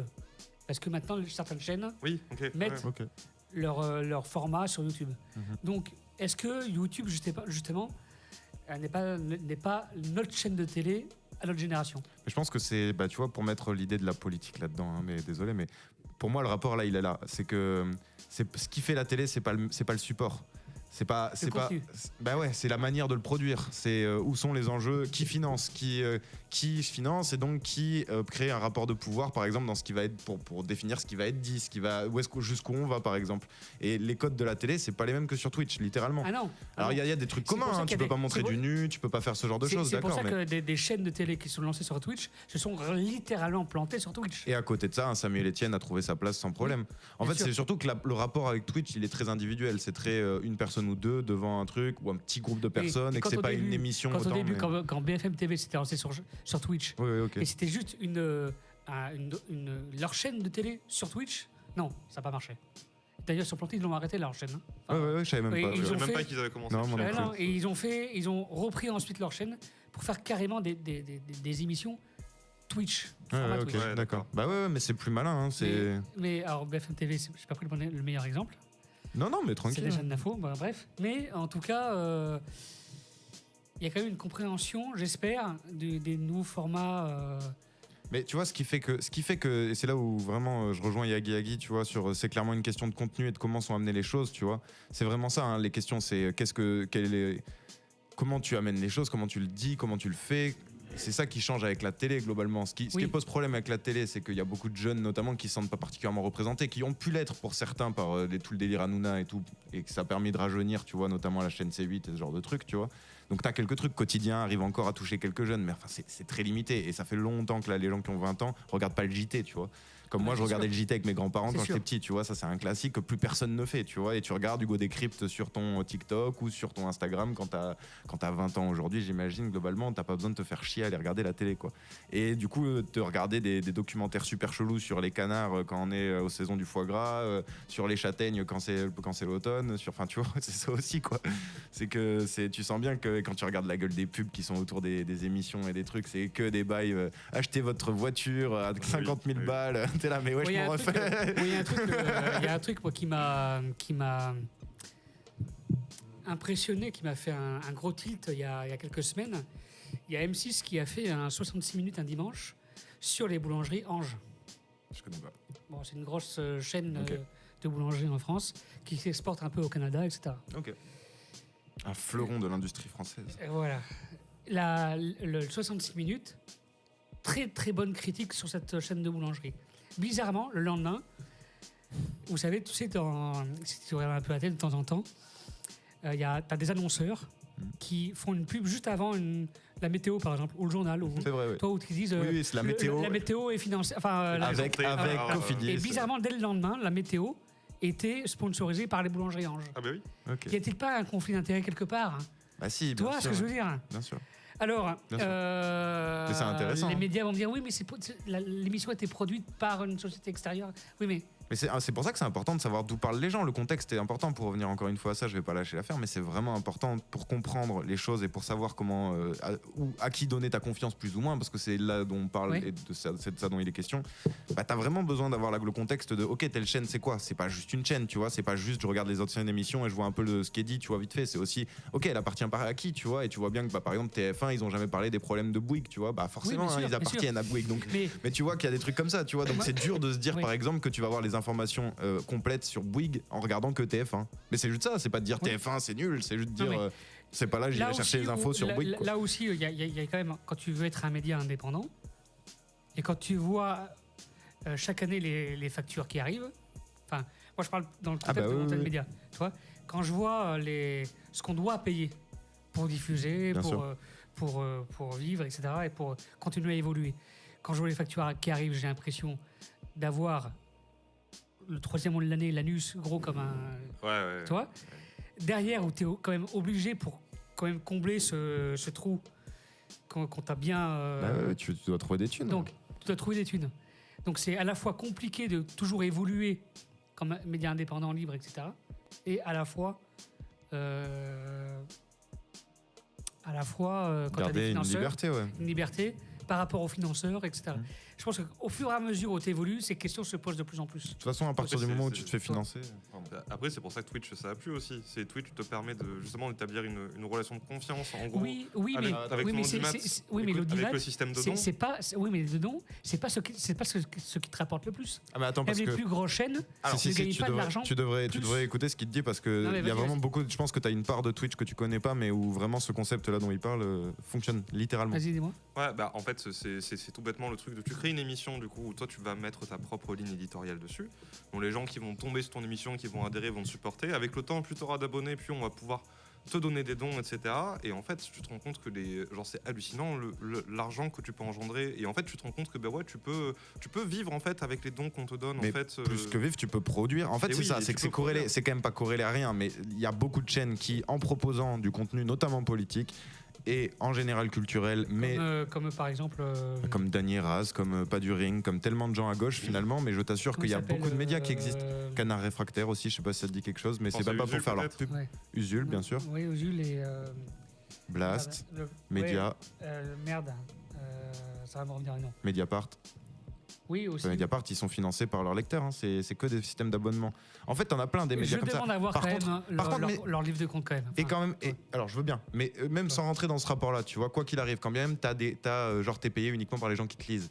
Bah, faut pas rêver, ça te met une pression. Il y a un rapport de force. Les gens ils peuvent arrêter de te payer et donc du jour au lendemain faire arrêter de vivre ton journal. On est d'accord. Donc en soi, tant que t'es financé par quelqu'un, t'es pas libre. Point. C'est sur ça, il y a pas de question à se poser. Tu vois, il faut l'admettre. Maintenant, il faut voir qui te met le plus la douille. Et en général, c'est pas tes lecteurs ou tes auditeurs. C'est beaucoup plus, c'est effectivement des gens qui sont placés et qui cherchent un retour sur investissement en mettant des thunes dans ton business. Tu vois. Ça, c'est plus dangereux. Moi, je trouve, en termes de perte de liberté de parole, c'est le plus dangereux. Vaut mieux avoir la pression de tes lecteurs, de tes viewers, souvent, c'est plus simple à gérer. Que la pression d'un big boss. De toute façon, t'as bien connu le salariat, tu vois bien ce que c'est. Hein. De travailler sous pression, c'est rarement le plus fun et c'est rarement là où tu fais les plus belles choses. Hein. Enfin, moi, je trouve en tout cas. C'est peut-être d'ailleurs, en termes de. Si on doit comparer les pressions, est-ce que c'est peut-être la pression qui vient de tes lecteurs ou de tes viewers et peut-être la pression est peut-être meilleure est certainement meilleure que l'impression qui vient d'un financeur. Elle est différente. C'est-à-dire que le financeur, il va t'apporter un cadre et des règles auxquelles, effectivement, c'est un peu ce dont on parlait tout à l'heure. Mais si tu sors un peu de ce truc-là et que tu le fais un peu trop, normalement, il va te dire, écoute, si tu veux pas que je t'éjecte, il va falloir que tu reviennes un petit peu dans le cadre. Tes auditeurs, la différence, c'est que ils t'ont choisi, ils sont là pour le contenu que tu proposes. Et le seul risque que tu peux avoir, c'est de faire une émission qui est pas forcément très, très accomplie, ou de changer de ligne de direction avec le temps, et du coup, en fait, de perdre l'audimat que tu t'es constitué.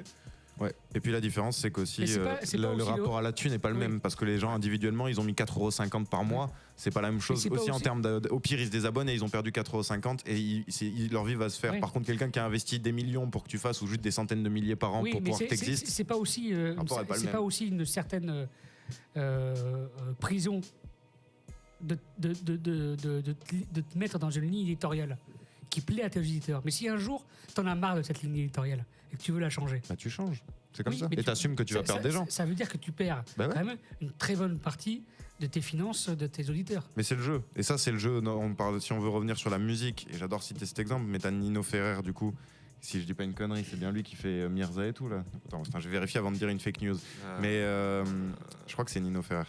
Celui qui a fait Le Sud, c'est bien Nino Ferrer. C'est Nino Ferrer, ouais. Et Nino Ferrer, la plupart des gens connaissent ses morceaux de Nino Ferrer, les classiques, tu vois. Et globalement, il a fait toute une deuxième partie de sa carrière en voulant faire du jazz. Quand il faisait des concerts, les gens lui demandaient où est donc passé Mirza, les cornichons et tous ces sons-là, tu vois, qui sont des blagues qu'il a commencé avec.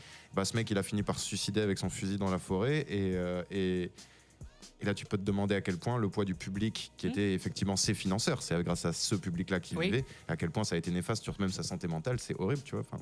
Donc oui, non, t'es jamais à l'abri. À partir du moment où t'es financé par des gens, t'es jamais à l'abri et il faut bien accepter que En fait, le mieux pour faire ça, c'est d'accepter que tu perds ton public. Et d'accepter que s'il y a quelque chose qui a changé et qui a évolué, il y a une part de ton public qui va peut-être pas te suivre, mais qu'il y en a une peut-être qui va te suivre. Et let's go, c'est pas grave, tu vois. En fait, je pense que faut dédramatiser le truc parce que là, tu vois, typiquement, lui, il avait dramatisé le fait de perdre son public, tu vois, et que d'être amené toujours à ça. C'est en fait une auto-prison, du coup. Enfin, tu t'enfermes dans un truc qui te rapporte. Mais tu sais, souvent, tu le fais, et tu le fais souvent plus que ce que les gens te demandent. Hein. Souvent, on a tendance à être zélé vis-à-vis de ça en plus de ça et à se dire ah non mais les gens ils m'ont connu pour ça, c'est ce qu'ils veulent. Ils veulent pas autre chose. Alors qu'en vrai, tu leur demanderais individuellement, si ça se trouve les 3/4 ils te diraient mais non vas-y fonce, moi je suis chaud, je t'aime bien, vas-y je te regarde. Tu vois. Ça se trouve, je dis pas que c'est forcément le cas, mais je suis persuadé que souvent on est biaisé sur ces questions et qu'en plus de ça on s'impose une sorte de doctrine et une autocensure. Mais c'est ce concept de se censurer même avant qu'on te le demande, tu vois, par exemple. C'est d'anticiper le fait qu'on va peut-être te taper sur les doigts et donc de faire une ultra vigilance sur une info ou sur un truc des fois quand tu parles de choses. Mais, voilà, bien, ces rapports-là ils sont pas faciles. On va mettre une dernière musique avant de finir l'émission sur le dernier chapitre. Et on arrive déjà quasiment à la fin de l'émission, les gars. J'ai rien vu venir, moi. Voilà. Merci, en tout cas, c'était vachement cool comme échange. Je pense que moi, ce qui me plaît dans ce genre d'échange, c'est que moi, en tout cas, ça tombe pas dans l'oreille d'un sourd. Peut-être qu'un jour, surtout que Wanted Media arrive en fin de saison et qu'on va rentrer dans une période de réflexion de comment. Parce qu'on s'est rendu compte un truc chez Wanted Radio, c'est que ça fait 9 ans qu'on va fêter nos 9 ans. Oui, tu m'avais dit. Presque une décennie. En juin, c'est ça? Ah oui, cet été-là. On va fêter 9 ans. On va faire 24 heures de live. Aïe, gang, ça c'est dingue. Du 14 juin midi jusqu'au 15 juin midi. On fêter ça. Mais c'est la première fois qu'on fait un événement où en termes d'organisation, on se met pas trop la pression. Enfin, on y va, on verra. C'est cool, faut faire ça. Tu sais, dans la vie, faut faire ça. On verra. On a nos émissions. En fait, ça va être un enchaînement de nos émissions qui ont les émissions qui ont fait leur succès dans la saison, mais aussi un peu avant. Il y a une émission qui va être là, qui n'était pas là cette saison, mais qui a fait un peu l'émission la radio. Le programme, j'en dis pas trop parce que le programme va arriver bientôt. Pas de soucis, ne spoil pas tout, t'inquiète. Je suis extrêmement curieux par contre. Mais de toute façon, on retient le 14 et 15. Voilà, on en reparlera.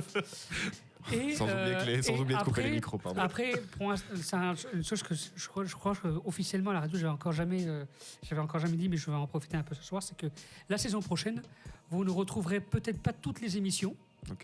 Parce qu'on va rentrer dans une phase un peu de réflexion aussi sur nous-mêmes, qu'est-ce qu'on veut donner, quelle identité maintenant on veut donner à Wanted Radio. On a fait du hip-hop, on a fait ce qu'on a fait, on a évolué pendant 9 ans. Maintenant, on a tous appris dans la radio un peu tout ce qu'on a fait, et on arrive à un peu une situation où on dit ok, on a fait ça, j'aimerais bien changer. Je comprends. J'aimerais bien faire d'autres trucs. 9 ans, c'est respectable, t'as le droit. Donc pendant quelques temps, on va se laisser le temps à la réflexion, à l'échange avec les gens. Cool. On va peut-être entre nous, avec les animateurs, tout ça, voir un peu ce qu'on veut donner aussi, la nouvelle image qu'on veut donner à la radio. Peut-être partir sur une nouvelle ligne éditoriale, peut-être. On va consulter les gens, on va consulter les artistes, on va consulter nos partenaires, on va consulter les gens. Donc il y aura peut-être une phase où vous ne retrouvez peut-être pas les émissions classiques. Vous allez peut-être trouver de temps en temps des émissions tests. Ok. Donc ça va être un peu la saison 2024-2025. Déjà, on part un peu là-dessus. Ça va être un peu une saison un peu mystérieuse. C'est lourd. Sur la programmation. Ça peut donner une très belle aventure. Voilà, on ne sait jamais. Ça peut te donner un renouveau, toi. C'est ça.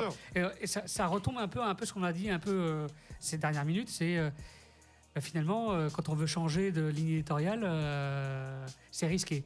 Alors oui, on prend le risque de le faire. Est-ce qu'on va retrouver même les mêmes auditeurs? Je ne pense pas.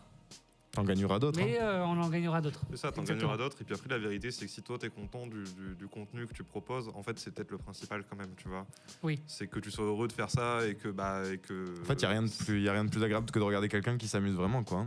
Qui prend vraiment du plaisir, tu vois, de se contraindre. Je dis pas que c'est pas le cas. Mais si, je te dis, quand à un moment donné, tu ne t'amuses plus. C'est pas bon, et ça. que les autres membres de ton équipe, tu dis, ah ouais, bon...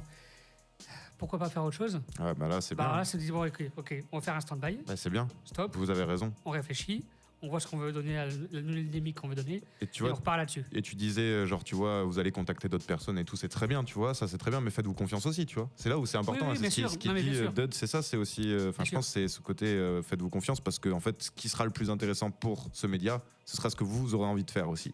Dans le cadre de ce qui est possible, bien sûr, vous n'allez pas faire des émissions en jetpack ou quoi, mais dans l'idée, en tout cas, ce serait très drôle. Incroyable. Pour le son, ce serait un peu chiant quand même. Il faudrait des sacrés. Et pour l'expérience, ça serait super. En apesanteur, à l'émission où tu flottes, ça serait trop fou. Après, avec un système de scaphandre et un micro dans le scaphandre. Franchement, ça peut se faire, ça s'organise. En tout cas, écoute, trop on va écouter Diams et puis ensuite, ensemble, on se dit au revoir. On fera la transition avec l'émission suivante. Allez, okay. Allez, restez avec nous sur Wanted Radio. On m'attend au studio, bah. Pareil qu'il y a un challenge là-bas, pareil qu'il y a une petite qui dit Zizi, j'ai la manche là-bas. Bon, elle est chiante en plus, ce matin je suis pas d'humeur. Je vais voir son producteur qui pour m'avoir à jouer l'allumeur. Moi c'est Suzy, je rappe et je déchire. Je parle de Uzi, de rater des désirs. Je vais dans la provoque, ouais, je suis la future Missy. Je suis une meuf trop top, ouais, une bombe et même un missile. Donc faut que je crame ma rivale dans le tournoi. Faut que je mette le paquet, sinon la victoire elle est pas pour moi, j'avoue c'est le trou noir. Si je perds c'est la honte, mais je suis pas sournoise. Car je veux percer là-haut, tu veux me cerner. Je rappe mieux que toi et ta bande. Direct quand tu m'écoutes, ferme-la, cache et abandonne. Donc Diams, diamant, je vais lui mettre un perfect. Elle a à peine lâché une face que déjà moi j'intercepte. Tu redis quoi à ça? Est-ce que tu contestes? C'est pas hasard qu'on m'ait pris dans ce contexte. Moi c'est Suzy, oh, je vais la rabaisser. Le millilier, des vannes par milliliers. Je vais la scier, je vais la pillilier. Un pillilier à aucun groupe, ni Lascar ni tribu. Suzy, millilier, aux défaites que je distribue, hein. Moi c'est Suzy, je rappe et je déchire. Je parle de Uzi, de rater le désir. Peu importe qui gagne, quoi qu'il arrive, la coupe est pour moi. Je fais le nécessaire pour remporter le tournoi. Peu importe qui gagne, diamant c'est fulgurant. Diamant c'est tête d'affiche, diamant c'est plus les figurants. Mais qu'est-ce qu'elles ont toutes à se prouver? Diamant, paraît que je suis rare. Diamant, je suis dur à trouver. Pareil que je suis dyslexique, car pareil que j'ai dit lexique. Pareil quand je dis lésique, y'a des filles qui se disent sceptiques. Elle est tellement pas connue que je savais même pas qu'elle existait. Faut pas que je reparte toute nue, faut pas que je la laisse résister. Mais bon, malgré tout, diamant, j'ai pas d'handicap, j'ai le flow que cernent les demoiselles. Et que même les bandits captent, logiquement, je devrais même pas rentrer dans le jeu. Mais c'est plus fort que moi, je devrais même pas car c'est dangereux. Imagine qu'elle me sorte, moi, puis je m'en fous des polémiques. Si la fille elle pose unique, moi je m'en fous du kick, moi je pose gros les filles. Bon, faut que je roule, je vais être en retard, elle va croire que je fuis. Même si elle suit, je ferai pas de sentiments. Elle verra qui je suis, diamant, je suis la force, elle le légume. Et je déguste la fille, je dégomme. Quand mon flow de n'importe qui gagne, quoi qu'il arrive, la coupe est pour moi. Je fais le nécessaire pour remporter le tournoi. Peu importe qui gagne, diamant c'est fulgurant. Diamant c'est tête d'affiche, diamant c'est plus les figurants. Bienvenue sur Brut de Femmes pour le fameux clash entre Diams et Suzy. Ça va déchirer, préparez vos cassettes. Alors c'est toi la rivale, toi qui face à moi frime. T'as à peine 15 ans, tu marches de travers 75 à de poitrine. Mais bon, vas-y rappe un peu, que je rigole beaucoup et fort. T'as intérêt d'avoir du cran et d'avoir fait beaucoup d'efforts. Je suis Suzy, je manie le mic comme le fusil. Je pète tes fusibles, je rappe à la chaîne. En gros, je rappe à l'usine. Pourquoi tu l'ouvres avec ta voix rauque? Ouais, je t'ai fumé trop de Maroc. On parle de toi dans les arocs avec ton rap de Ewok.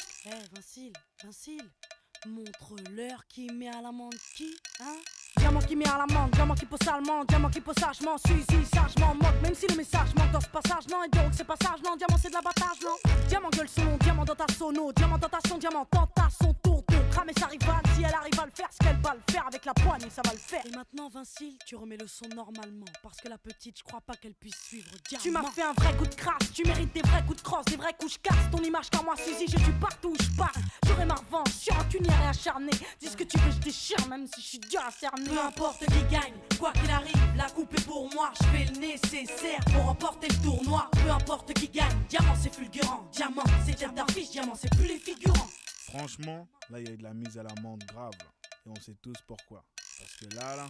Diamant qui met à l'amende, diamant qui pose salement, diamant qui pose sagement, Suzy, sagement, moque, même si le message manque dans ce passage, non, et donc c'est passage, non, diamant c'est de l'abattage, non. Diamant gueule son nom, diamant dans ta sono, diamant dans ta son, diamant tente à son tour de cramer sa rivale, si elle arrive à le faire, ce qu'elle va le faire avec la poigne, et ça va le faire. Diams, non, non, non, c'est Diams, non, non, non, c'est Diams, non, non, non, c'est Diams, non, non, non, c'est Diams, non, non, non, c'est Diams, non, non, non, c'est Diams,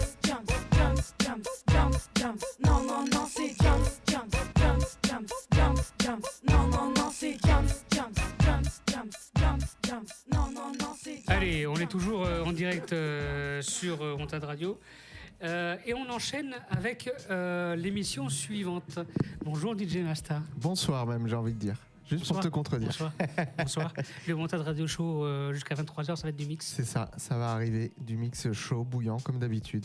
Ok, je finis juste avec nos invités. Vas-y, prends ton temps. Et ensuite, ça va être à toi, t'inquiète pas. T'inquiète pas. Média, la cour média. Comment on peut vous retrouver sur les réseaux peut-être? Sur Twitch. Twitch, du coup, sur c'est Twitch, la cour média. La cour média ou média la cour? Putain. La cour média. La cour média, ok. Et sur Insta, c'est pareil, la cour média aussi. Ouais, la cour média en minuscule tout attaché, voilà. Ouais. Et ouais, c'est pareil, putain, on a tout fait, on a réussi enfin. On a réussi à se démerder. Wow. On a galéré. Incroyable. Merci d'avoir accepté mon invitation. Merci à toi. D'être venu pour parler de votre média et de vos activités. J'ai pas vu le temps passer. Hein. Non, franchement, on aurait pu faire 3 heures de plus. On aurait pu faire 3 heures de plus, exactement. Des sujets sur lesquels, si nos auditeurs sont intéressés pour retrouver ce type de sujet, ils vous rejoignent sur Twitch. Oui. Parce que tous les dimanches au moins, à 20h, exactement. Vous parlez des activités, des sujets sur lesquels on a pu juste un tout petit peu aborder pendant 1h30. C'est ça. C'est 4 heures à chaque fois. Ouais, bah non, pas forcément à chaque fois, mais tous les dimanches. Tous les dimanches soirs à 20h. Jusqu'à minuit. On vous retrouve. Et ensuite, donc on vous retrouve sur vos réseaux. Est-ce que vous aviez un dernier message que vous vouliez passer avant de rendre l'antenne, les amis? Un message. Eh ben non, mais tout ce qu'on, franchement, pour vous, force sur l'année prochaine, du coup, et sur tous les projets, sur le développement, ça va être super intéressant et je suis curieux de voir ce que ça va pouvoir donner, tu vois, ça c'est trop cool. On va prendre le temps. Bah, faut prendre le temps, et puis ouais, ce que je pourrais dire, c'est qu'on a un tout petit peu abordé le sujet, mais sur un point de vue, faut faire les choses, quoi, globalement. Faut être capable de faire les choses, même quand c'est pas parfait, même quand c'est, tu vois, faut pas s'empêcher de se dire. Faut oser voir où ça mène et faut pas avoir peur non plus de perdre un public ou quoi, tu vois. Tant qu'il n'y a pas des enjeux financiers trop marqués sur ce que tu fais, globalement, faut pas trop avoir peur de tenter des choses. Je pense que c'est justifiable. Voilà. En tout cas, pour Wanted Radio, ce changement, je pense qu'auprès de nos financeurs, c'est justifiable. Bah, tant mieux en ce cas-là, tant mieux. Bien, merci beaucoup. En tout cas, la Cour Média, d'être venu ce soir. On vous retrouve. Quand est-ce qu'on vous retrouve d'ailleurs? Dimanche, ça c'est sûr. Dimanche. Et après, on va voir, peut-être avant, on verra. Voilà, peut-être avant. Peut-être là, peut-être dans. On va voir ça, ouais, quand même. 30-40 minutes, peut-être. Peut-être à la fin. Il y en a un qui est plus chaud que l'autre. On va voir. En tout cas, dimanche, c'est sur 20h. De toute façon, dimanche 20h, ça c'est sûr. Bien, allez, on va passer à la régie parce que on va passer à la nouvelle image. J'en profite. Tu fais ça en direct, c'est bien. Ah bah je fais ça en direct. Hein. Non mais c'est bien. Ça c'est beau. Les coulisses des émissions, on les montre pas assez. C'est ça. Donc je change en même temps. C'est vrai qu'on montre jamais ça. Non. Mais nous on fait tout en direct, tu vois, on s'en fout. Bien. On n'a rien à cacher à nos auditeurs, hein, franchement. Exactement. Tu sais qu'en plus on commence à le faire nous aussi. On est assez d'accord avec ça. Bah non, mais je veux dire, il y a un habillage sur Twitch. On passe d'une émission à l'autre, ça se fait pas d'un claquement de doigts par magie. Il y a quelques manipulations informatiques. Bon bah. On les fait en direct et puis voilà, il n'y a pas de souci là-dessus. Hein. C'est clair. Ça prend 30 secondes, on peut combler en parlant, en commençant à échanger entre nous, avec les gens présents dans le Urban Show. Moi, ça me pose aucun problème. De ouf. Franchement, bien, le Wanted Radio pression. Show ce soir jusqu'à 23h. C'est quoi le thème musical de ce soir? C'est hip-hop. On va commencer très très fort, hein, comme d'hab. Non, mais je dis ça parce qu'il y aura aussi du dancehall, tu me connais. Ah d'accord. Attends, on est au printemps. Il commence. J'espère qu'il va commencer à faire beau parce que le beau temps tarde à arriver. Mais voilà, moi quand on arrive au printemps, j'ai envie de faire danser les gens et de jouer du dancehall. Donc il y aura une moitié d'émissions dancehall, carrément, avec des nouveautés et des gros classiques. Et l'autre moitié, c'est du hip-hop avec que de la nouveauté, hip-hop français, hip-hop US. On va se faire plaisir, quoi, comme d'hab. Bah écoute, on est bien là. Je voulais quand même réagir à un truc qui s'est passé dans ton émission, c'est que tu as commencé à distiller un petit peu comme ça ce qui va se passer au mois de juin et l'année prochaine. Oui. T'es comme ça, toi. Tu balances tout. Non, je vais pas tout balancer, mais non, mais il fallait bien à un moment donné que nos auditeurs soient au courant de ce qui va se passer. Bien sûr. Mais en tout cas, là où on peut déjà commencer à, le 14 juin déjà. Ah oui, ça c'est le truc énorme qui va se passer dans un peu plus d'un mois. Un mois et demi. Ça, 14 juin à midi, 15 juin à midi. Ouais, ça c'est faut en parler dès maintenant parce que ça c'est énorme. Ça c'est énorme. C'est la première fois qu'on fera ça. Tu le disais, on prépare ça. J'ai pas envie de dire à l'arrache parce que c'est pas vrai. Non, c'est pas vrai. Mais on se prend pas la tête. Non. C'est ça c'est le message que je voudrais passer. Et voilà, on va y aller en live. On va brancher les micros à midi le vendredi. On va voir ce qui se passe et on espère tenir jusqu'au samedi midi. Rock and roll, baby. On espère, c'est ça, en fait, sans interruption, c'est ça qui est énorme. Ça s'était fait dans des grandes radios, mais les mecs sont des habitués, ils ont des moyens qu'on n'a pas. Et là, on va faire avec des moyens qu'on n'a pas. C'est surtout que, allez, si je compte vite fait, on doit être une dizaine d'animateurs en tout et pour tout. Oui, voilà. À peine. Donc ça veut dire qu'il va falloir tous qu'on se relaie sur nos émissions qu'on va faire de manière exceptionnelle sur ces 24 heures. Plus des trucs inédits, entre guillemets. Et après, comme j'ai pu annoncer tout à l'heure, pour la saison prochaine, ça va pas être une saison à perte non plus. C'est-à-dire que les gens non, Wanted Radio sera toujours là. On sera toujours là. Bien sûr. Wanted Radio existera toujours. Et c'est bien aussi de se donner le temps de la réflexion, comme tu disais. C'est essentiel. On va certainement faire des émissions one shot. On va pour tester des nouvelles choses. Et justement, les auditeurs pourront suivre un peu tout ça.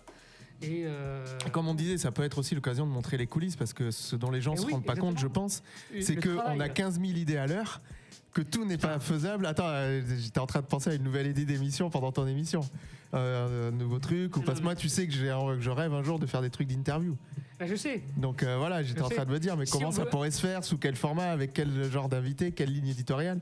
Et si on veut un jour partir à Marseille faire une interview C'est ça, on en a déjà parlé. Enfin voilà, on a tellement d'idées, mais qu'est-ce qu'on va pouvoir faire et comment on va pouvoir le faire, c'est ça qui fait qu'on a besoin de ce temps de réflexion. Exactement. Bon, on va pas partir là-dessus, sinon on passe pas de musique. Voilà, et les temps. C'est intéressant, quoi. Non, mais c'est intéressant. Et les 21h30, c'est l'heure de faire ton émission. Yes. DJ Masta, je t'en prie. Merci beaucoup. Bah écoute, jingle et on démarre. Hein. C'est parti, on est là jusqu'à 23h. C'est le Wanted Radio Show sur Wanted Radio. Don't this shit make a nigga wanna... Le Wanted Radio Show avec DJ Masta. Sur Wanted Radio.